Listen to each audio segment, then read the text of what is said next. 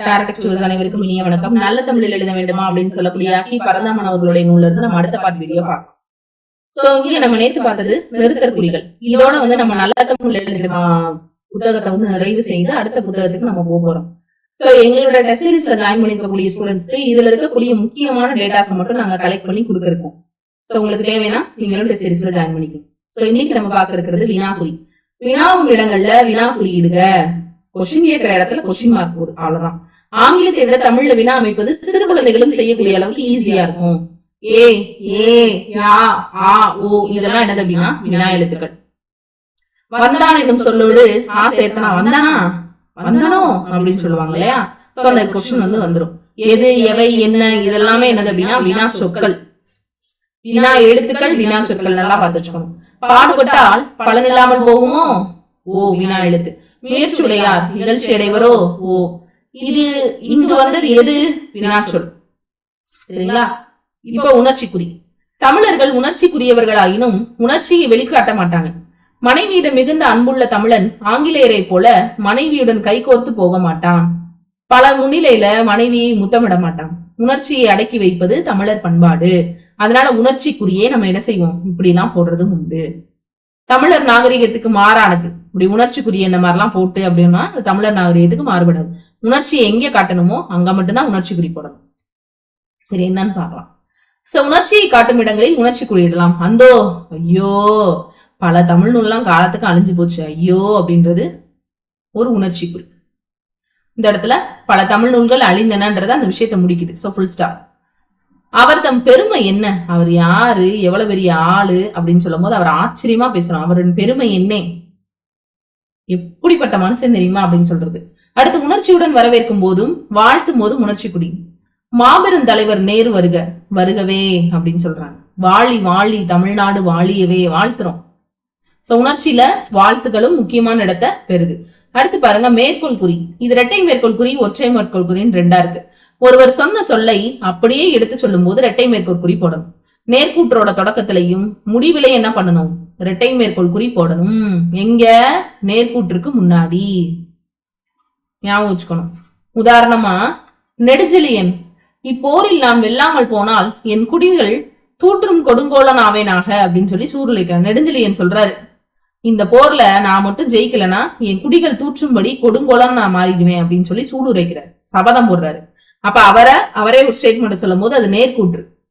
சூளுரைத்தான் என்றான் என்னும் சொற்கள் பின்னாடி, அதுக்கு பின்னாடி மேற்கோள் போடுறது. இங்க நம்ம மேற்கோள் குறி போட்டோம்னா அது தவறு. அப்ப தொடக்கத்துக்கு முன்னாடி என்ன பண்ணணும், கார்புள்ளியிட மறக்கக்கூடாது. நெடுஞ்செலி என்னன்னா எழுவாய்க்கு பக்கத்துல என்ன செய்யணும், அம்மா போடும். மேற்கோள் காட்டும் போது மேற்கோள் குறியிடணும். அறம் தலை நின்றாருக்கு இல்லை அழிவு அப்படின்னு சொன்னால் யாருன்னா கம்பர். அடுத்து ஒற்றை மேற்கோள் குறி. நேர்கூற்றுக்குள்ள இருக்கும் நேர்கூற்றை ஒற்றை மேற்கோள் குறிக்குள்ள எழுதுவாங்க. பரதன், நான் என் செய்வேன், அண்ணன் நீ போ, நான் 14 ஆண்டுகள் கழித்தே வருவேன் என்று சொன்னார், அதனால் வந்துவிட்டேன் அப்படின்னு சொல்லி சொன்னார். அப்ப இந்த ஸ்டேட்மெண்ட்ல என்ன சொன்னாங்கன்னா நேர்கூற்றுக்குள்ள இருக்கக்கூடிய நேர்கோர் கூற்று, இதுதான் ஒரு நேர்கூற்று. பரதன் சொல்றாரு, நான் என்ன செய்வேன், அன்னை சொன்னாரு நீ போ, அன்னை சொன்னாரு. அப்ப இது இன்னொரு சென்டென்ட். அப்ப ஒரு சென்டென்ஸுக்குள்ள இன்னொரு ஒரு நேர்கூற்றுக்குள்ள இன்னொரு நேர்கூற்று வரும்போது இங்க என்ன குறி போடணும், இங்க ஆரம்பத்துல இரட்டை மேற்கோள் குறி போட்டிருந்தாலும் இங்க வரும்போது ஒற்றை மேற்கோள் குறி தான் போடணும். பரதன் சொல்ல, நீ நான் என்ன செய்வேன், அன்னை சொன்னாரு நீ போ, நான் 14 ஆண்டுகள் கழிச்சுதான் வருவேன் அப்படின்னு சொல்லி சொன்னாரு, அதனால் வந்து விட்டேன். இங்க அந்த குறியை கரெக்டா முடிக்கிறாங்க. பிரித்து காட்டுவதற்கும் பிறருடையது என்று அறிவித்ததற்கும் பழமொழிகளை தெரிவித்ததற்கும் ஒற்றை மேற்கோள் குறியை இடுவதுண்டு. ஊ ஊ இந்த மாதிரி எழுத்துக்கள்லாம் சொல்லுக்கு முதல்ல வராது. முக்கியமானது, இமயம் சேர்ந்த காக்கை பொன்னிறமாகும், இது பழமொழி. நம்ம எங்க சேர்றோமோ அதை பொறுத்தா நம்மளுடைய கேரக்டர் தீர்மானிக்கப்படும். பொய் செல்லும் வாய்க்கு போஜனம் கிடைக்காது, ஒற்றை மேற்கோள். இது நேர்கூற்று கிடையாது, யாராவது ஒருத்தர் சொல்லியிருக்காங்க, அவ்வளவுதான். தொடர் விடுநிலை குறி நம்ம சொல்லுவோம், எக்ஸெட்ரா எக்ஸெட்ரா. அருமை தமிழ் மாணக்கர்களே, உதாரணம் சொல்றான், அருமை தமிழ் மாணக்கர்களே உங்கள் நாட்டை நோக்குங்கள். கொஞ்சம் அமைதியா பாருங்கடா. குற்றம் குறைகள் இருப்பின் மன்னிப்பீர்களாக அப்படின்னு சொல்லி பாடுறாங்க. அப்ப இதுக்கு பேரு தொடர்நிலை குறி. அடுத்து விடுகுறி. விடுகுறினா இப்படி போடுறது. சரிங்களா? 15/8/47 இங்க 1947 இருக்கக்கூடிய 19 அப்படின்ற பகுதி விடுபட்டு அதுக்கு பதிலா என்ன இருக்கு, இப்படி விடுகுறி இருக்கு. சரிங்களா? அடுத்து உடுகுறி. அடிக்குறிப்பு காட்டுவதற்கு குறிப்பா அந்த ஏதோ ஒரு நோட்ஸ் இருக்கு அதுக்கு கீழே காட்டுறதுக்கு உடுக்குறி. சிறு கோடு போடுறது, ஒரு விஷயத்த நம்ம சொல்லும் போது சின்ன கோடு போடுறோம். ஒன்றை சேர்ப்பதற்கு பிரயாணி ஒரு கோடு போடுறோம். கள் இங்கே சாப்பிடலாம், பிரயாணிகள் இங்கே சாப்பிடலாம், இந்த இதை கொண்டு வந்து இங்க சேர்க்கணும். விரித்து சொல்லும் போதும் தொகுத்து கூறும் இடத்தும் சின்ன கோடு போடணும். நண்பர், சுற்றத்தார், ஊரார் எல்லாரும் என்னை கைவிட்டனர், ஐஃபன்.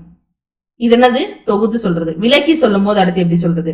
நான் விரைவில் மீண்டு வருவேன், பொழுது போவதற்கு முன் வந்து விடுவேன். சரிங்களா? அடுத்து இடைப்பெறவல் வைப்பு குறி. இதுதான் அது. இது ஒரு சிறு வாக்கியத்துக்கு முன்னாடியும் பின்னாடி உள்ள 2 சிறு கோடுகளை குறிக்கும். நாம் கூறும் வாக்கியத்தின் நடுவில் இலக்கண முறையில் தொடர்பில்லாத இடைப்பெறவலாக வரும் தனி வாக்கியத்தை இது குறிக்கும். இது மோஸ்ட்லி பழக்கத்துல கிடையாது. பிறைக்குறி. ஒன்றை விளக்க மற்றொரு சொல்லை பிறைக்குறிக்குள் குறிப்பதுண்டு. கொஸ்டின் கேட்கலாம். ஒன்றனை விளக்க மற்றொரு சொல்லை பிறைக்குறிக்குள் குறிப்பதுண்டு. பாரதியார் நுழைவுத் தேர்வில், நுழைவுத் தேர்வுனா என்ன நுழைவுத் தேர்வு? பிரவேச பரீட்சை, என்ட்ரன்ஸ் எக்ஸாம். அதுல முதல் வகுப்பில் தேர்ச்சி பெற்றார். சரிங்களா? இன்றைக்கு 33 ஆண்டுகளுக்கு முன்னாடி அப்படின்னா அந்த வருஷத்தை இந்த இடத்துல பிராக்கெட்டுக்குள்ள போடுறோம். சரிங்களா? இதுக்கு பேரு தான் பிறைக்குறி. பகர அடைப்பு அப்படின்னா இது ஒரு நம்பர் செஷன் மேக்ஸ்ல நம்ம அதை யூஸ் பண்ணுவோம். அடுத்து இலக்கிய புள்ளி. முற்றுப்புள்ளிக்கும் இலக்கிய புள்ளிக்கும் இடையில வேற்றுமை மலைக்கும் அடுவுக்கும் மாதிரிதான். மேற்கோளும் பழமொழிகளும் நினைக்கும் போது வராமல் போகும், நினைவுக்கு வராம இருக்கும் போது இந்த விஷயங்களை நம்ம யூஸ் பண்ணலாம். சரிங்களா? சிறுகதைகள்ல உணர்ச்சி மிகுந்த கட்டங்கள் வரும்போது இந்த புள்ளிகளை அப்படியே உணர்ச்சியை பிடித்து காட்டும். தன்னுடைய மனச்சான்று போராடிய வண்ணம் அவன் அவளை தன்னந்தனியே விட்டு சென்றான். உணர்ச்சி நம்ம ஐயோ அப்படிங்கிறோம்ல, அந்த இடத்துல வரக்கூடியது. மதிப்புரைகளில் இருந்தும் நற்சான்றிதழ்களில் இருந்தும் பெற வேண்டிய பகுதியை எடுத்துக்கொண்டு மற்றதை மறைக்கிறதுக்கு இந்த இலக்கிய புள்ளி பயன்படுது.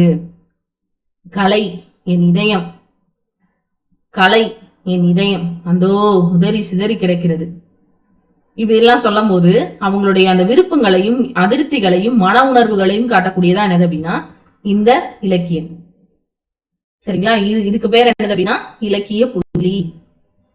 சரிங்களா? இப்படிதான் நிறுத்தற்குறிகள் இட்டு என்ன செய்யணும் அப்படின்னா நம்ம இடணும். அணிகள், கட்டுரை இதெல்லாம் இருக்கு. நமக்கு என்ன கிடையாது அப்படின்னா சிலபஸ் கிடையாது.